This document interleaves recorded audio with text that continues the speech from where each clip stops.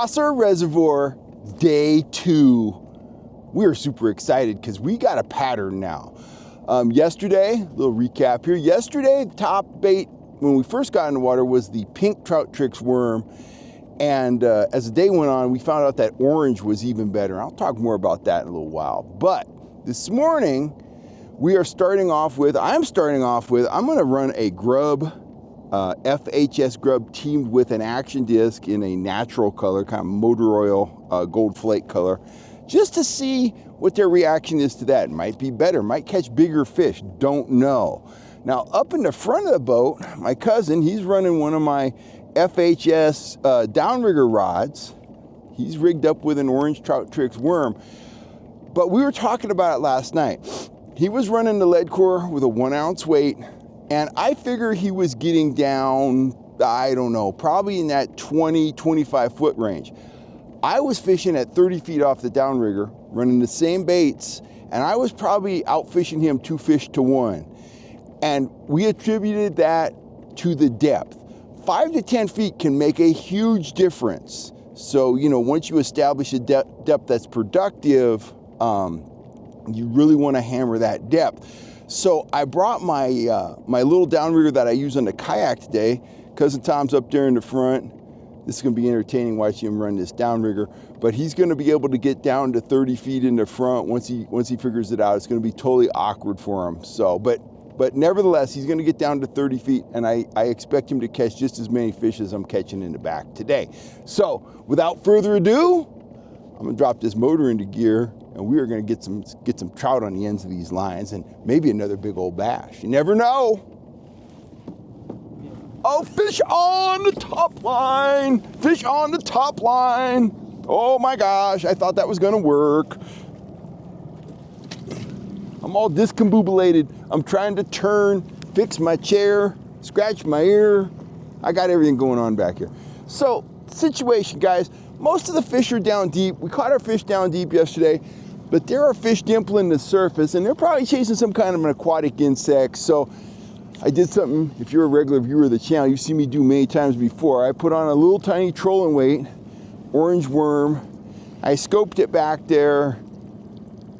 I'm not really sure how far because I hit the line counter with my finger. So a ways, 80, 90 feet at least. And I see that fish back there. It's a good fish. But that didn't take long. I probably was top lining that maybe 6-7 minutes at the most. Oh, what a jump. That was beautiful. Oh, he jumped off. Ha ha. That's okay. I was going to let him go anyway.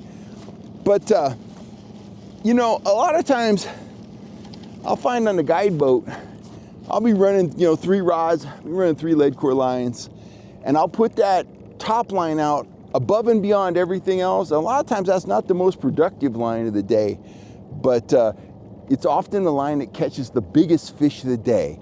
And it's just something for me. There's just some magic in having that line above and beyond the rest of the baits. And if you're fishing on a big boat, you can fight fish under that line, you can move that rod around. But I would never not have that line out when I was fishing in a big boat. When if I have surface temperature 65 degrees or less, like right now I have 61, almost guarantee you there will be rainbows on the surface. So I think that high top line can really pay dividends over the course of your season. Let me show you. I got the worm, just the orange worm, standard deal. That's all the weight I have. I'm thinking that's maybe 3/8 of an ounce, and I just have that snapped in between, the troll and swivel at the main line and the 8-pound fluorocarbon leader that I'm running. So how deep was that? I don't know. I would guess 3 feet, 4 feet max. Had the rod straight vertical, so not very deep. Fish see it above them, they go up, they grab it, fish on, end of story.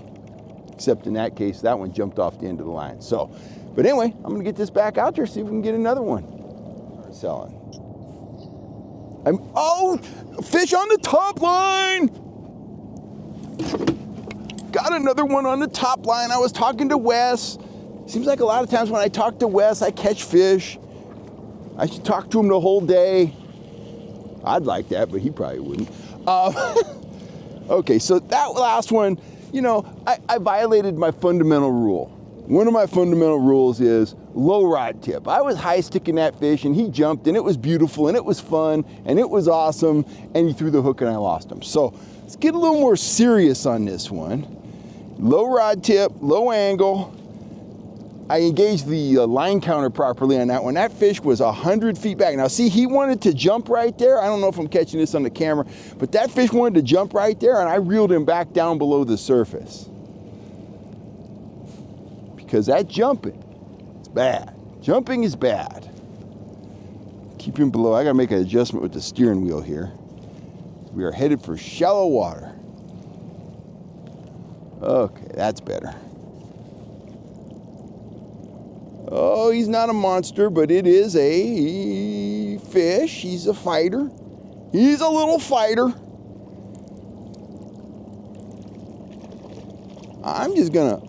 I'm gonna bring this one in here. I'm gonna bring this one in bass fishing style. Maybe. Here he comes. Here he comes. He's just a little rainbow. You've seen one before. There he is, hooked right through the lower jaw. Let's get him out of here. Get him unhooked. Get him right back in. He's a feisty little guy. And off he goes. Trout Trix, top line. It's working. Okay, pull it out, reel down, pop it. Gonna have to thumb it. There you go. Now hopefully there's a fish on there. There's fish on there? Yeah. Fish on the downrigger. I was starting to think I should have put an actual bait on Tom's hook, but he's hooked up now. He's got one. He has a rainbow. He has one of those little guys. We're looking for the big cutthroats, but those are fun. He's spinning everywhere. Well, that's a nicer rainbow actually. Yeah, it's actually not bad. Got a couple copepods on him. I'm gonna grab my pliers and get rid of him, guys. Fish on the FHS grub. Pink champagne grub. I don't think anyone else offers that color. That color is money. I love that color. Got so many nice trout on this color. I don't know if this is a nice trout. Well, actually, I've never caught a trout that wasn't nice, but some are nicer than others. But, oh, he's feisty. Probably another rainbow. But, man, that pink champagne grub is dynamite. And, you know, other colors work too. My firecracker grub is great at, you know, bait fish lake, Shasta, Folsom, Don Pedro, stuff like that where they're feeding on shad or pond smelt. Has a lot of flash. But I've got this grub. I'll show it to you. This grub rigged up with an action disc. So getting massive amount. Oh, he fighting now. And they just work. You know, grubs were really the first soft plastic that any of us used, and a lot of guys, they just stopped at that. And you know, the grub is one of the reasons that the Trout, Trix, Minnow, and Worm series exist, because I was asking myself, if the soft plastic grubs work, why are we not running other shapes, other colors? Why aren't we being innovative with these in the same way that your black bass anglers are? And you know, long story short, these soft plastics are every bit as effective for trout as they are for the black bass. That fish is trying to jump. He's a rainbow. He's over there. He's going crazy. Come here. Come to daddy. Another great day on the lake. Perfect conditions, perfect temperature. This guy's got a couple copepods on him.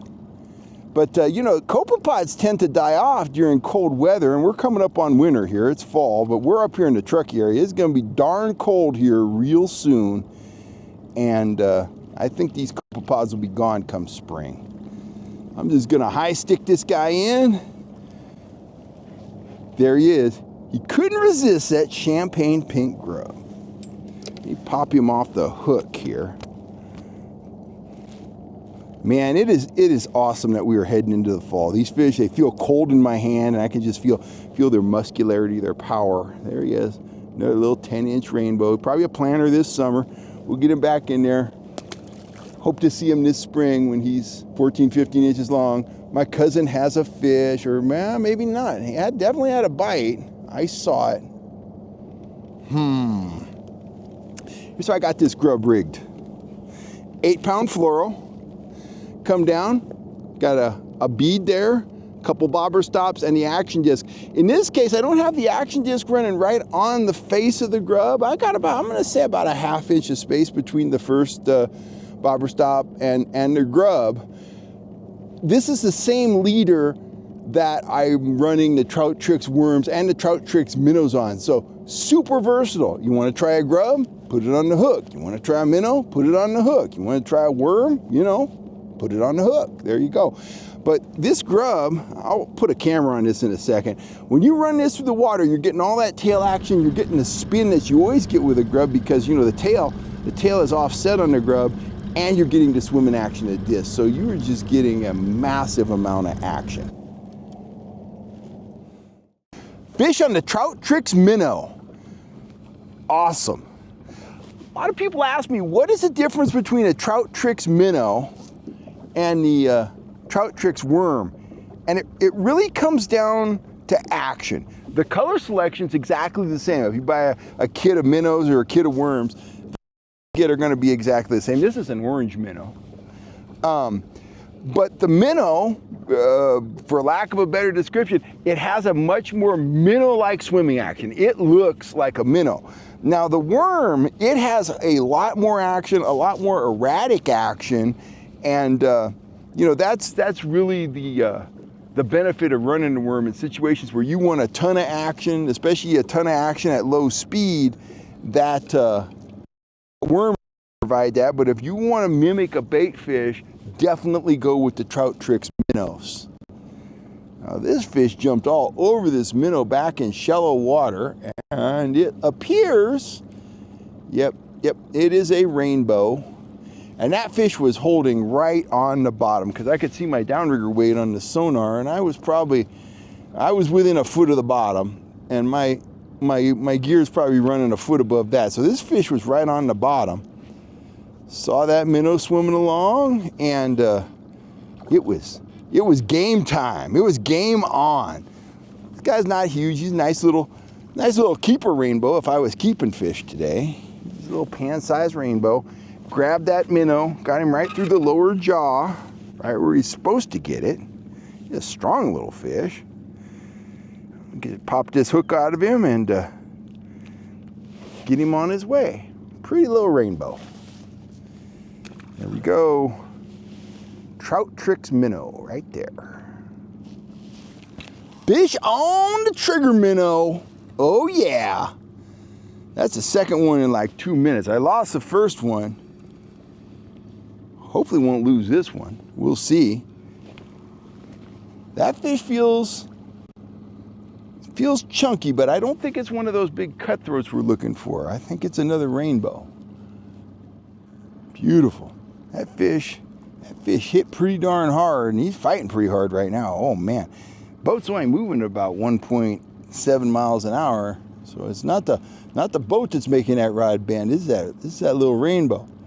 They're feisty. Of course, we're getting that water temperature that they like. I mean, it's just now 62 degrees on the surface, so he's very comfortable at that temperature and feeling his oats. Oh, what a beautiful fish! That one. We've got some rainbows here that had a few copepods on them, but this guy here, he's perfectly clean. I'm gonna go ahead. I'm just gonna lift this guy black bass style, just like that. There he is. Chunky little rainbow, right in the corner of the mouth. Whoa, he's slippery. Right in the corner of the mouth. So the orange trigger minnow is really getting it done here today, guys. I'm running this on, one of my Kellogg FHS downrigger rods, that beautiful purple wrap over a black blank. Most of my rods right now, I'm running the Daiwa Lexas on, but I haven't fully made the switch yet because I have so many of these 5500 LCs.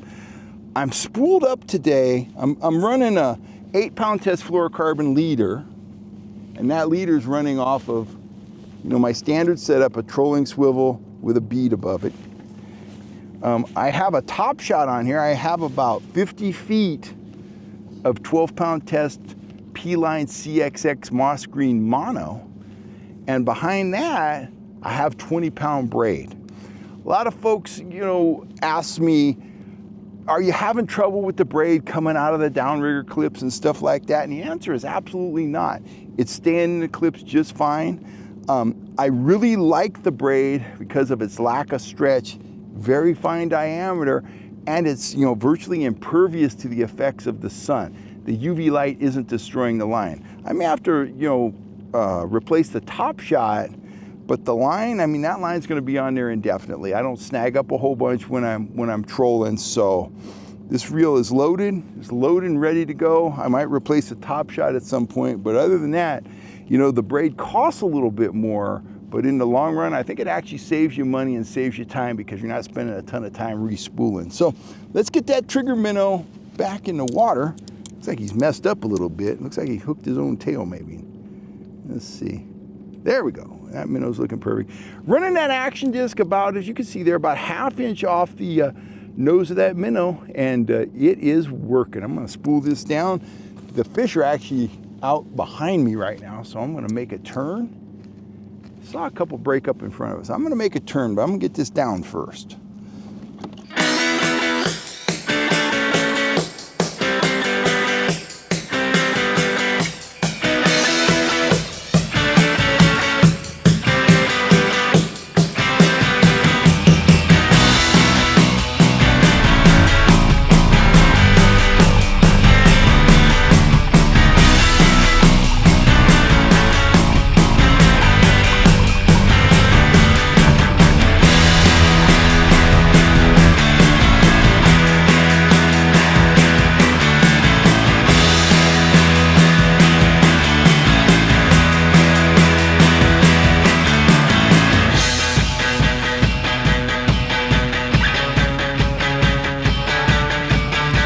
Fish on the Trout Trix minnow. Oh my gosh, this minnow bite is epic. Epic, epic, epic, epic, epic. Now get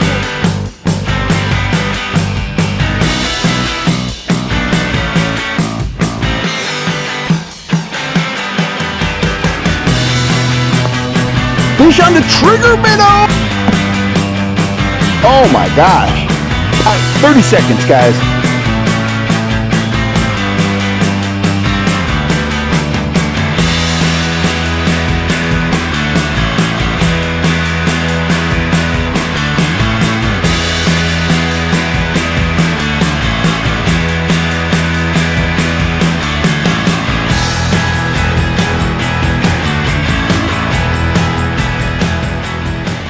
Well, we're about to wrap things up here on day 2 at Prosser Creek Reservoir.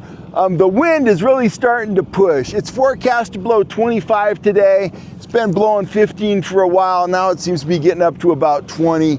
The launch ramp's up here about a 1/4 mile ahead. So I'm gonna take us to the launch ramp. We're gonna pull the gear and we are gonna head in for lunch and then head on down the hill home. It has been an amazing 2 days of high country trout fishing. Fall action is starting to bust loose here in the high country. Water temperature is now in the low 60s. I have no idea how many trout we caught since yesterday. At least 40, maybe 50. We caught a giant smallmouth bass. We caught some really nice cutthroats and a whole bunch of pan-sized rainbows. If you'd like to pick up some of the gear you saw us using on this video, whether it's the Trout Trix series of baits, minnows, or the worms, rods, reels, lead core rods, and more, get on over to fhsfishing.com. We'll send out what you need. We'll get it to you real fast and you'll be out on the water yelling fish on before you know it. Thanks for all the support. If it wasn't for all you guys, I couldn't do this. I'll see you next time right here on YouTube. I'm Kel Kellogg.